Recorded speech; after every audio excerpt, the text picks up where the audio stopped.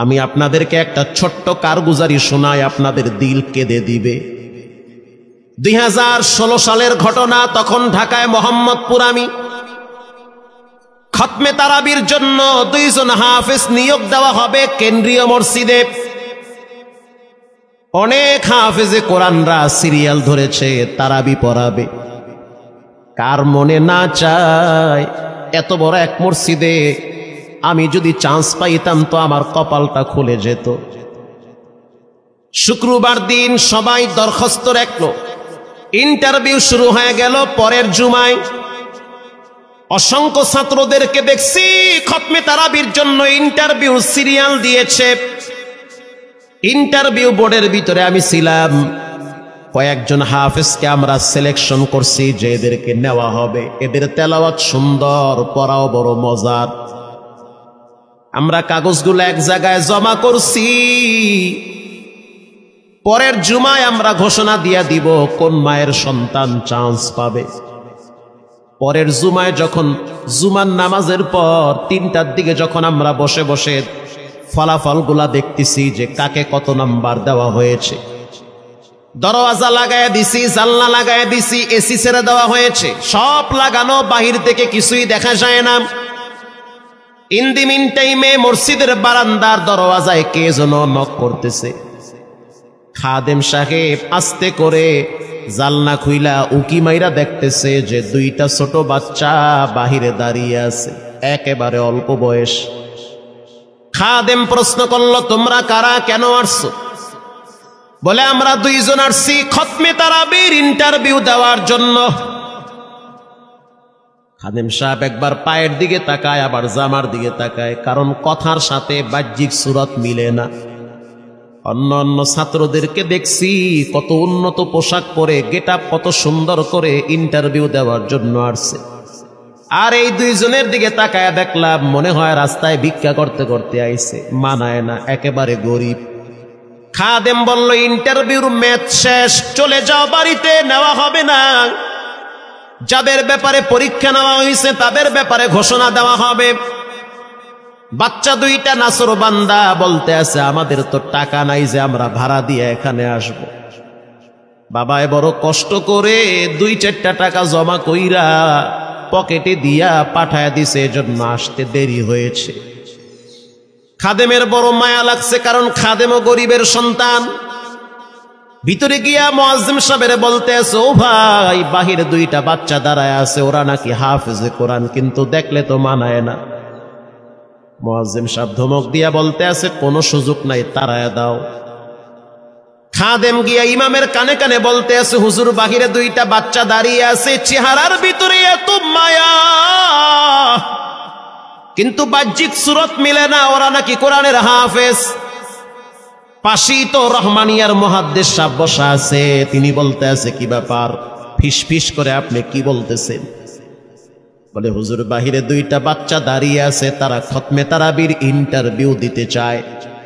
মুহাদ্দিস সাহেব বলল, কোনো কথা নাই, আল্লাহর ঘরের দরওয়াজা খুলে দাও, এখানে কোনো পার্সিয়ালিটি চলবে না।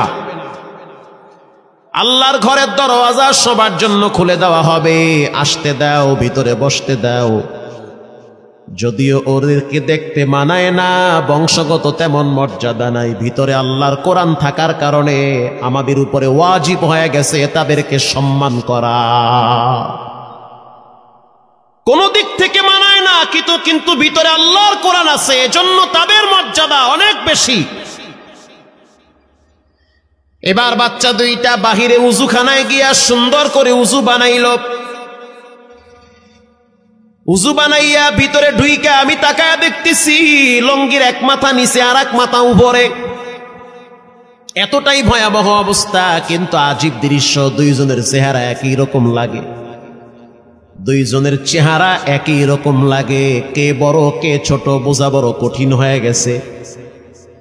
মুসলমান ভাইয়েরা আমার, ইমাম সাহেব প্রশ্ন করল, তোমরা 2 জনের বাড়ি কোথায়? বলে, আমরা নারায়ণগঞ্জে ভাড়া থাকি। বাড়ি কোথায়? বলে, আমাদের বাড়ি কুড়িগ্রামে। কুড়িগ্রাম থেকে ঢাকায় কেমনে আসছো? বলে, বাবায় ঢাকায় নিয়ে আসছে।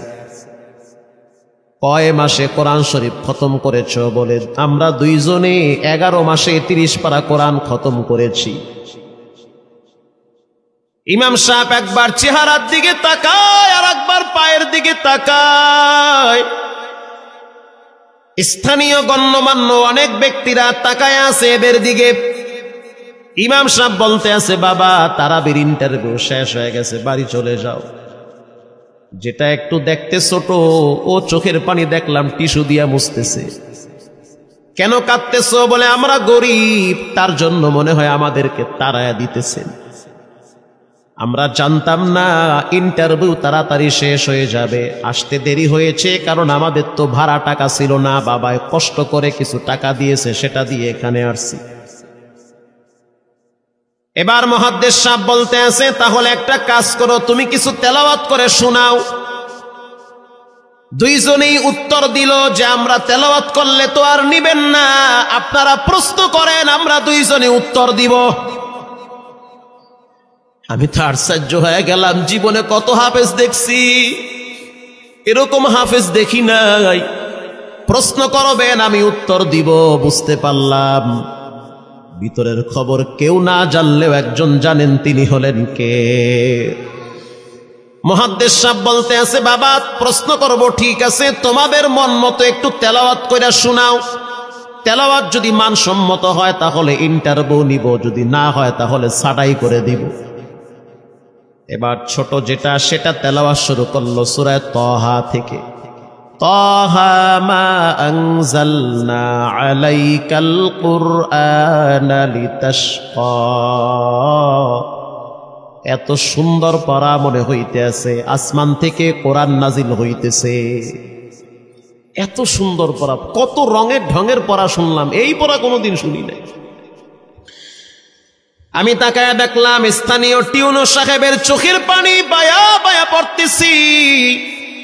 ইশারা দিতে আছে আরো তেলাওয়াত করতে বলেন। এই পড়া তো শুনলে আমার দিলের ময়লাগুলা কাটে। আল্লাহর ঘরে যখন গেছি বাইতুল্লাহ ফজরের টাইমে ইমাম সাহেব তেলাওয়াত করলে যেমন মনে হয়, মনে হইতে আছে ওই কোরআনের আওয়াজটা এখন এই মসজিদে বাজতেছে। ছোট বাচ্চাটা তেলাওয়াত করলো, বড় সন্তানটাও তেলাওয়াত করলো। এবার যারা হাফেজ সাহেব ছিল তারা প্রশ্ন শুরু করলো। যেখান থেকে প্রশ্ন করে পৃষ্ঠা ঠেকায়া দেয়, একটা জায়গায়ও আটকাইতে পারে না। এমনকি বাচ্চা দুইটা এটাও বলেছে, যদি আপনাদের যদি ধৈর্য থাকে তো আমরা দুইজনে পুরা 30 পারা এখানে এক দাঁড়ানে পড়ায়া দিব। আশা করি একটাও বাঁচবে না। এত সুন্দর পড়াশোনার পরে মোতাওয়াল্লি সাহেব বলল, সব বাদ, আমার কাছে এই দুইজনই পছন্দ হয়েছে। এই দুইজন রে মোতাওয়াল্লি সাহেব দাঁড়াইতে পারে না, হুইল চেয়ারে বসে থাকে, কাছে ডাইকা বুকের সাথে জড়ায়া ধরছে আর বলতে আছে, আল্লাহ এমন একটা সন্তান যদি আমার থাকতো জীবনটা ধন্য হয়ে যেত। আমার মৃত্যুর পরে একটু হইল তেরা কোরআন তেলাওয়াত করতে পারত। নিয়োগ হয়ে গেল, তারাবি শুরু হয়ে গেছে। মোহাম্মদপুর থানায় গিয়ে খবর নিয়ে দেখেন অনেক পুলিশরা এই বাচ্চার পিছনে দাঁড়ায় দাঁড়ায় নামাজ পড়ে চোখের পানি ছেড়ে কেঁদেছে। শুধু তাই নয়, অনেক হিন্দু মহিলারা পর্যন্ত রাস্তায় হাঁটার সময় তেলাওয়াতের আওয়াজে দাঁড়ায় দাঁড়ায় কোরআন শ্রবণ করেছে। শুধু তাই নয়, অনেক বড় বড় ডাকাত, মাস্তান, সন্ত্রাস, কিশোর গ্যাংয়েরা পর্যন্ত দাঁড়ায় দাঁড়ায় কোরআনের আওয়াজ শুনেছে। 17ই রমজান দেশে বদর দিবস, হাজার হাজার মুসল্লি দাঁড়িয়ে আছি। ইমাম সাহেব জানে না যে এরা দুইজনে আপন মায়ের পেটের ভাই হয়, এটা ইমামের জানা নাই। দুইজনে তারাবি চলতে আছে, চমৎকার পড়া, পিছনে শত শত মাওলানা মুফতি দাঁড়ায় থাকে।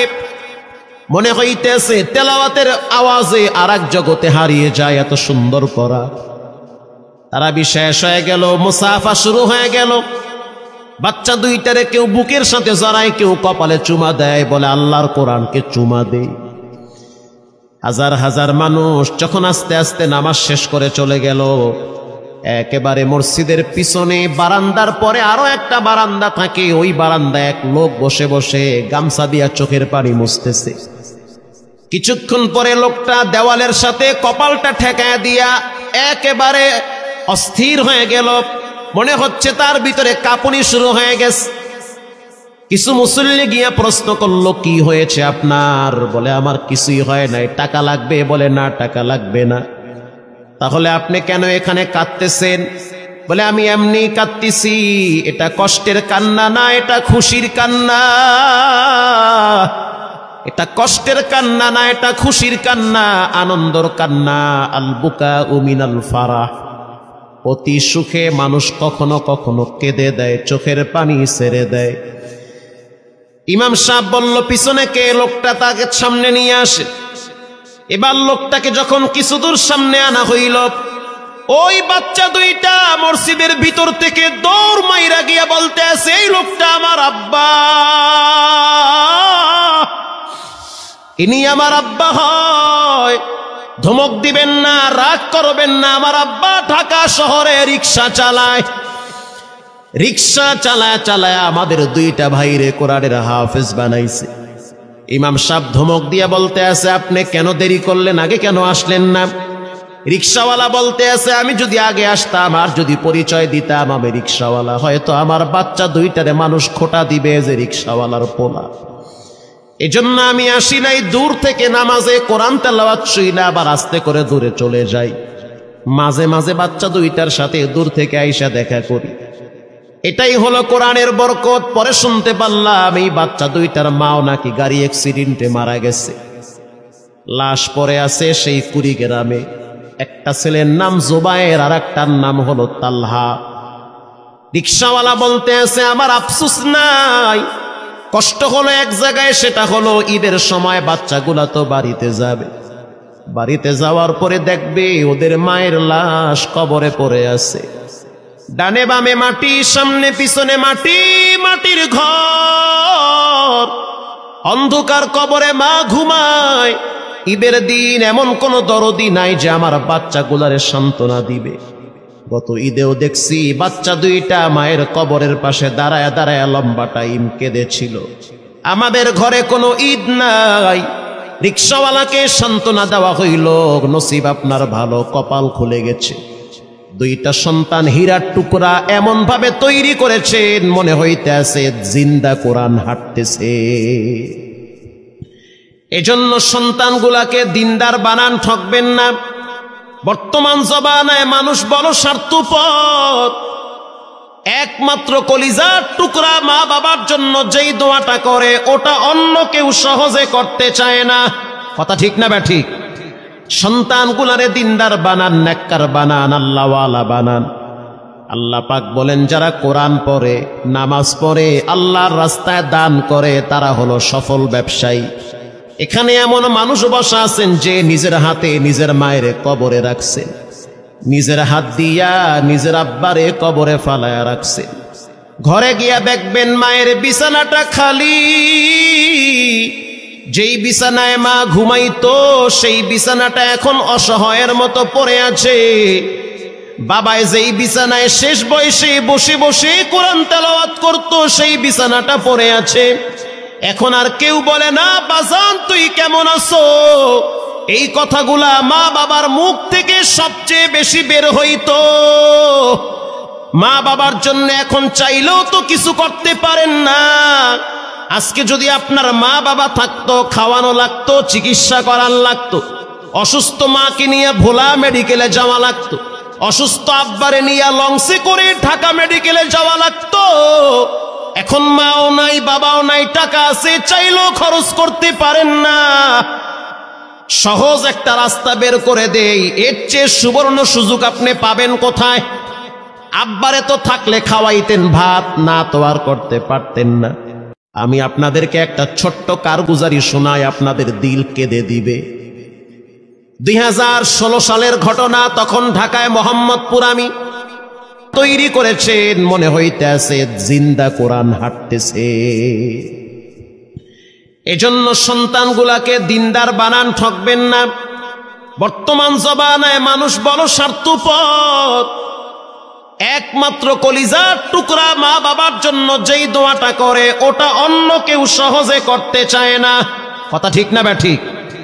সন্তানগুলারে দিনদার বানান, নেককার বানান, আল্লাহওয়ালা বানান। আল্লাহ পাক বলেন যারা কোরআন পড়ে, নামাজ পড়ে, আল্লাহর রাস্তায় দান করে তারা হলো সফল ব্যবসায়ী। এখানে এমন মানুষ বসা আছেন যে নিজের হাতে নিজের মায়ের কবরে রাখছেন, নিজের হাত দিয়া নিজের আব্বারে কবরে ফালায়া রাখছেন। ঘরে গিয়া দেখবেন মায়ের বিছানাটা খালি। যেই বিছানায় মা ঘুমাইতো সেই বিছানাটা এখন অসহায়ের মতো পড়ে আছে। বাবায় যেই বিছানায় শেষ বয়সে বসে বসে কোরআন তেলাওয়াত করতো সেই বিছানাটা পড়ে আছে। এখন আর কেউ বলে না বাজান তুই কেমন আছো। এই কথাগুলা মা বাবার মুখ থেকে সবচেয়ে বেশি বের হইতো। মা বাবার জন্য এখন চাইলেও তো কিছু করতে পারেন না। আজকে যদি আপনার মা বাবা থাকতো, খাওয়ানো লাগতো, চিকিৎসা করার লাগতো, অসুস্থ মাকে নিয়ে ভোলা মেডিকেলে যাওয়া লাগতো, অসুস্থ আব্বারে নিয়ে লঞ্চে করে ঢাকা মেডিকেলে যাওয়া লাগতো। এখন মাও নাই, বাবাও নাই, টাকা আছে, চাইলেও খরচ করতে পারেন না। সহজ একটা রাস্তা বের করে দেই, এর চেয়ে সুবর্ণ সুযোগ আপনি পাবেন কোথায়? আব্বারে তো থাকলে খাওয়াইতেন ভাত, না তো আর করতে পারতেন না।